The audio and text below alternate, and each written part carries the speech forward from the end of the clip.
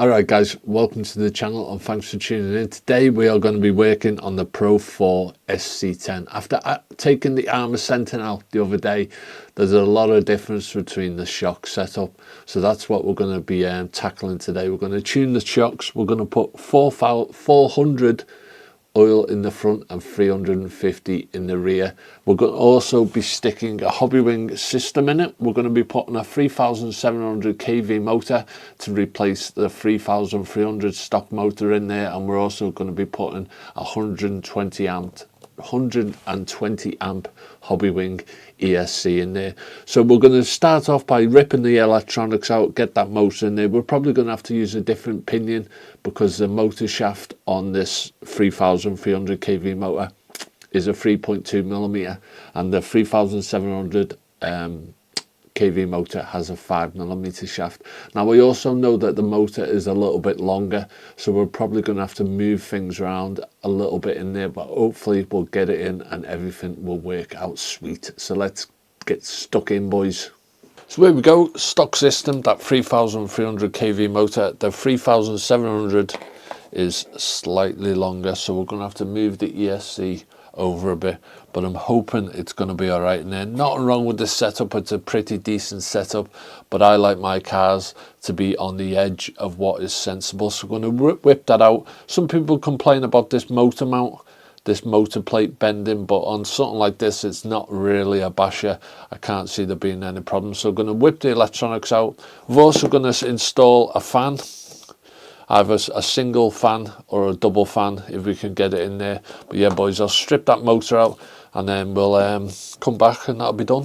And here we go guys, motor out. It's practically just undoing one bolt and it clips out. As you can see, the motor shaft is a 3.2 and it's a 5mm shaft, so we're going to put I forget what pitch it is, it might be 32, but we should have a pinion in, so it's got a 15 tooth pinion on it, so we're going to put a 15 tooth pinion on that. So I'll get it swapped over. There you go, there's the motor in. Just used a piece of paper between the spur gear and the pinion just to get the mesh right. You can't go wrong if you just use a piece of paper just to get your perfect pitch.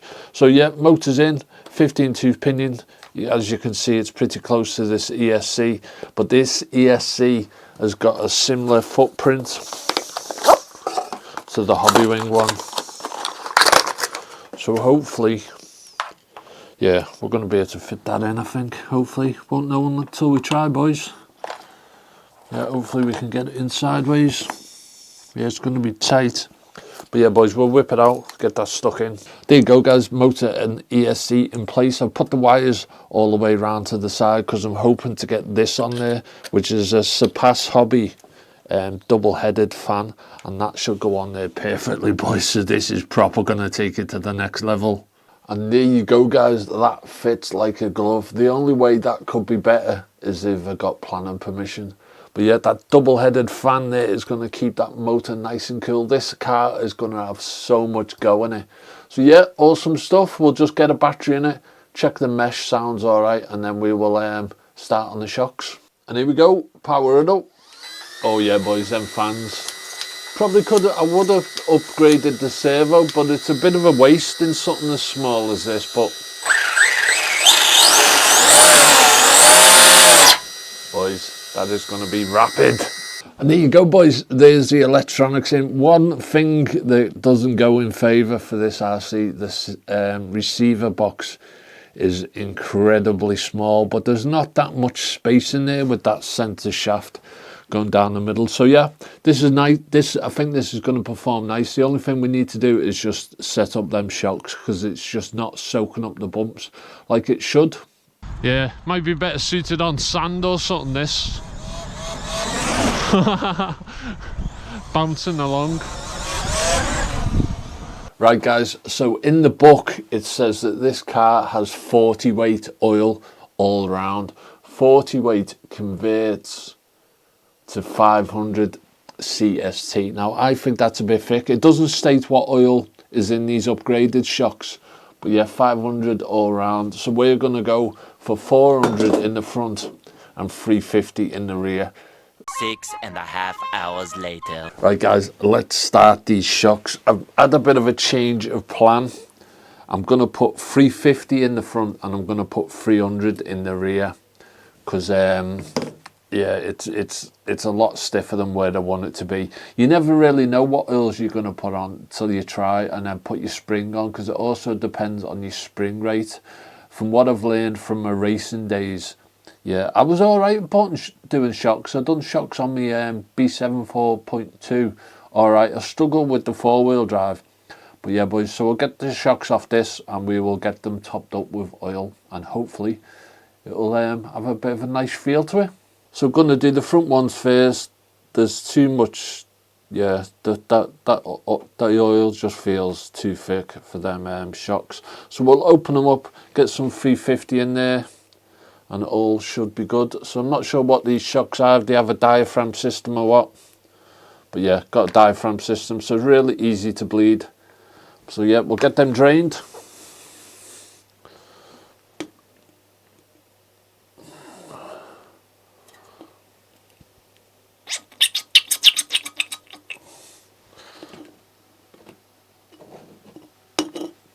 Stick our 350 in.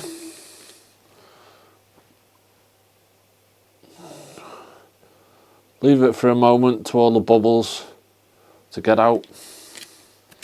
And then pop your diaphragm on. I'll show you how to do it, and it's easy peasy.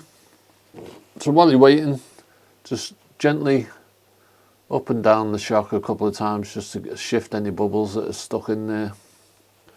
Get a rag to capture any excess. Put your diaphragm on. Gonna get a bit of overspill. And then tighten your cap up.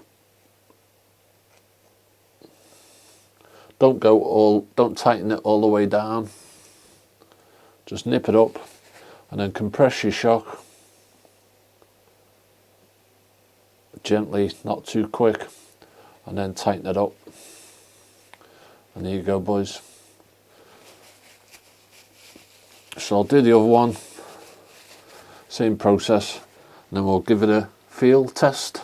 So what you want to make sure is the pistons not coming out. You might get a little bit, that's the diaphragm pushing that little bit, but you want to make it so it's not sucking itself in and out. And then that is good, boys. Probably my most preferred type of shock is the ones with diaphragms in. I'm a bit old school, but yeah, with them springs on, that feels a lot better. Much more quicker response. Let's get them back on the car and we'll start on the rear. So the backs too, the rebound is just doesn't feel right to me.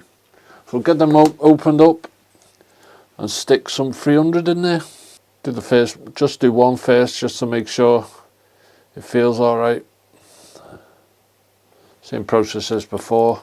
Let all them bubbles get out. There we go, see them big bubbles? Yeah.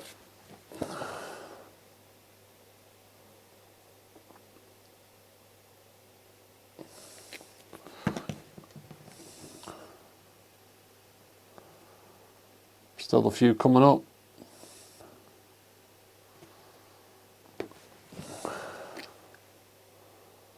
There we go, boys, let it settle for a bit. And then we'll get the bladder in and get the cap on, see how it feels. Yeah, guys, they feel a lot better. Quite loose, but not too loose. So proof's in pudding. We'll get them on the car and do a drop test. And there we go, guys, that feels a lot better. The only thing I'm comparing it to my Sentin. I want the suspension the same as the Sentin. The back might feel a tad too soft, but we'll soon find out when we do some running of it, see what the articulation is like. But yeah, front feels super nice, boys. So yeah, not bad at all. And there we go, guys, that is the Pro4 done. Got a few of these to run now. I've got a couple of Pro2s and I've got this Pro4. Done a lot of upgrades to this. I've also done I've done the diffs on it, which I accidentally deleted the footage.